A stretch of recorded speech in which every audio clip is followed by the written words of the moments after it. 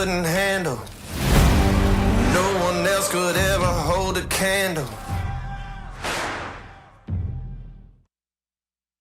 Ladies and gentlemen, please welcome Jemelin Artigas. And they just gave me like all this money, and I was like, it was about £500 a day, and I was like, for what? Is this lipstick okay? The day I was running away, delicious. I moved to the UK because of the beautiful weather, because of the beautiful... I'm just kidding. I bring the party. London is full of opportunities if you know where to look. I told you this was going to get me like more slow. My past skeleton's not fun. Whoa, the beginning of my journey. Where do I start? Hey everyone, I'm Jemelin Artigas. I am originally from Venezuela, but now I live in London for 20 years. I'm an entrepreneur, a motivational speaker, and now a brand ambassador for wealthy women. I moved to the UK because of the beautiful weather, because of the beautiful...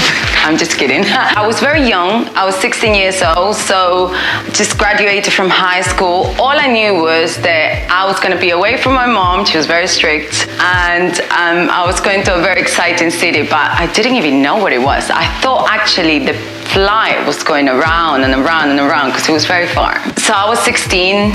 Can you imagine 16 years old? You're just a baby, but I was the eldest of 3 daughters. So I've always lived forward. I've always been more of an adult because I had to look after my sisters. I even had to look after my stepdad, you know, cook for them, clean, maintain the house because my mom was always working to provide for us. I just felt like I was very mature for 16 years old. However, the biggest shock of my life was when I came off that plane, and it was September, but it's still coming from 35-degree heat to, I don't know, I think it was about 12 or 15 degrees that day. It was raining and it was cloudy and it was freezing cold. So yeah, I was excited, but at the same time I was really nervous and scared. I remember walking around the streets. I never used to look up. I always used to look down on the street, just looking for coins. This is when 20 years ago, when people used to use coins for everything, for the phone box, and cash was a thing. So I used to always look around. I used to find 20p here, 10p there. Didn't want to bring myself to beg, so I felt like I would always be lucky to find some money to be able to eat.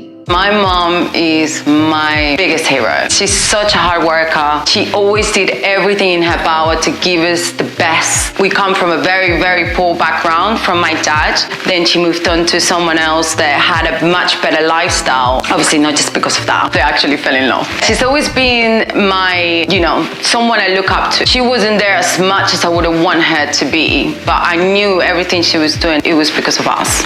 So when I came to London, 16, I used to fly her because I didn't speak a word of English. The hardest time in London, I think it was, I didn't say it at the time because I was 17 at that time. So a month after I came to the UK. And I had a boyfriend that it was the love of my life. It was my first love, the reason why I came all the way to London. And 6 months later, he actually cheated on me. So I ended up in a very bad situation because I had no one here. And everyone I knew, it was through him.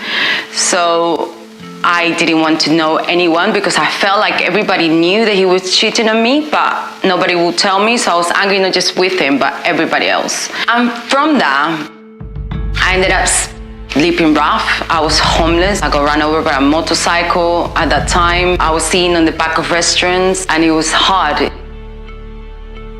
The famous Tesco. This is where I used to, once I've been walking around and I had maybe 30p.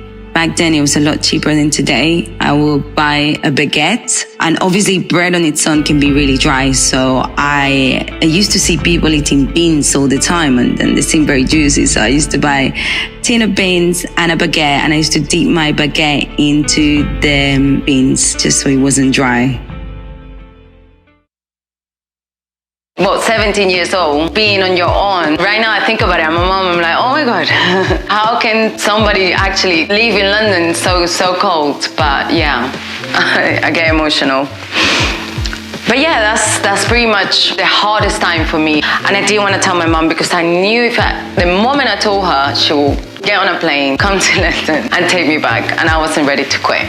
This number 21 is so important to me. So when I first came to the UK, here's the number first house that I ever lived in. Fast forward 18 years later, when I'm walking towards the apprentice casting, the first number I see is number 2 and the building number was number 1. And I was the second contestant to actually be called, to be told that I was on the show. So 2 and 1 are such a powerful numbers to me. So this is Soho Square. This is the first place where I stopped after leaving my house at 16, nowhere to go. And it became kind of like my base when I was homeless. So I would come here, I'll leave my stuff here with a veteran. They used to be homeless as well. So luckily it never got stolen. But yeah, I used to always be around here all the time. When I came to London, my mom gave me £800. It was freezing. I was like, I'm not going to be able to live in this country like this. So I had £800 in my pocket and I went and bought a coat. And that coat was about £500. And this is 20 years ago. So I was like, oh, okay, £300 will last me the year. Obviously, it clearly didn't. Then I thought, here I am, I'm homeless. I need food. I don't have money. Should I return this jacket? Business venture. It was when I first started doing beauty therapist. I was working in a salon. I was loving every minute of it. But I thought, you know what? I could do this for myself. I can actually go do treatments on people's houses. So I created some flyers and I started like dropping it on people's houses. That was kind of like my first business experience, I guess.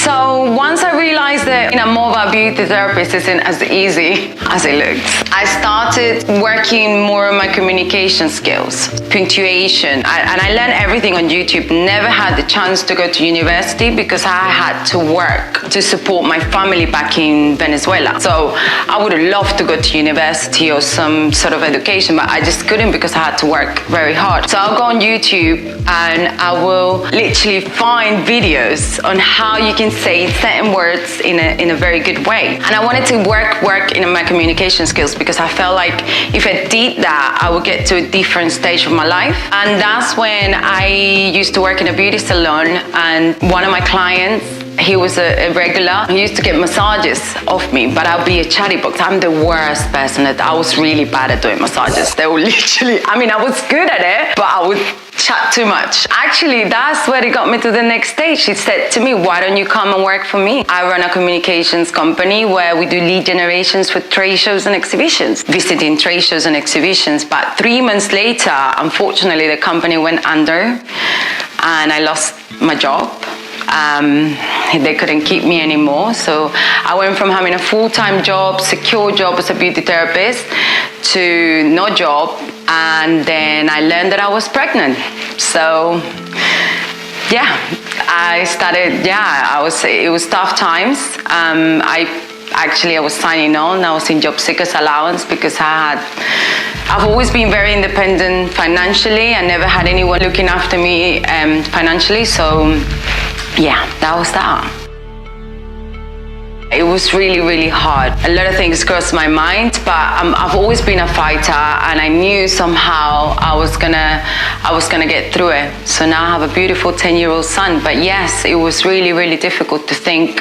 From having such a drive and motivation, I felt like things kept happening that would just push me back down. And the pregnancy at that point, it felt like it was kind of like a knockback that I didn't need at the time.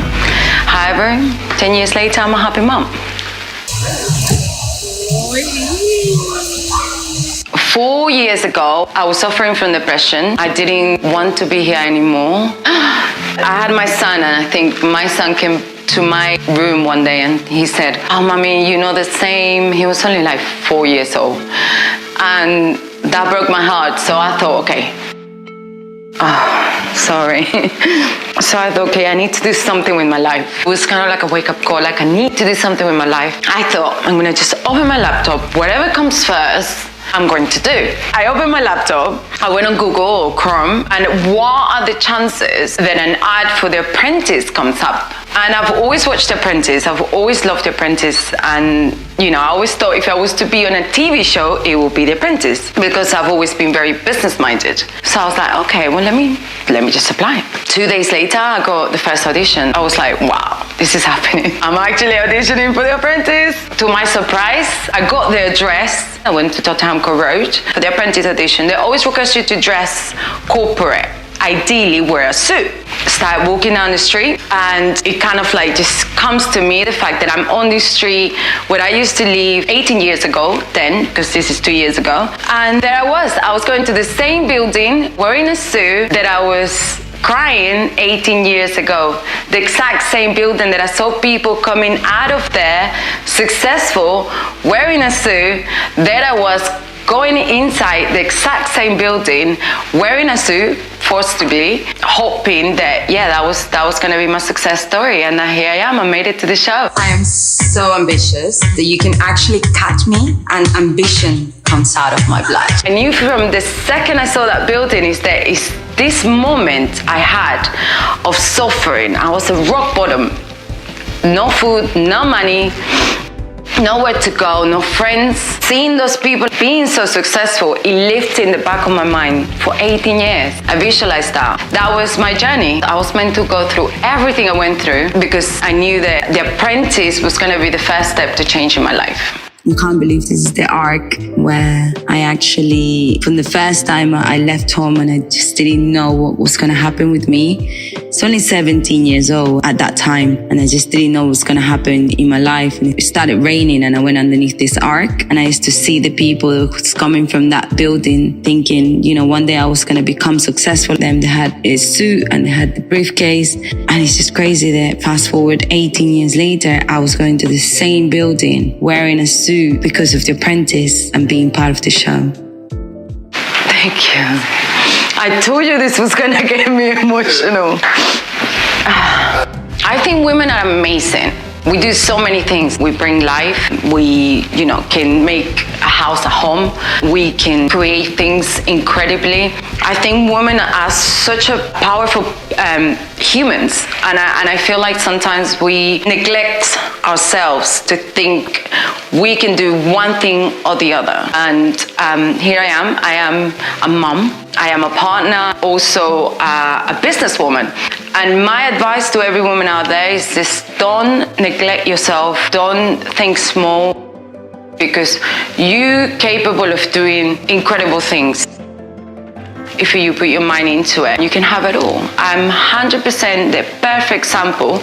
You can have a successful career, you can have a happy home, and you can have a beautiful future if you put your mind and your soul into it. And with the right mindset, you can definitely accomplish anything you put your mind into. So now I feel grateful. I know everything that I've been through is kind of crazy, but it shaped me to the person that I am today. I think I'm super blessed the way that my career is going. Being on The Apprentice gave me that platform for people to be able to hear my voice and hear my story, and now I get to inspire other people. And I think a part of my mental health and me trying to not be in this world, or me trying to actually commit suicide, is because I didn't feel like I had a purpose, and I think like I found my purpose. My purpose is to inspire people, to help people, to motivate people, and to just show them, look, through everything I've been through, and look where I am today. I'm standing, I'm strong. I think that's something that it's my drive,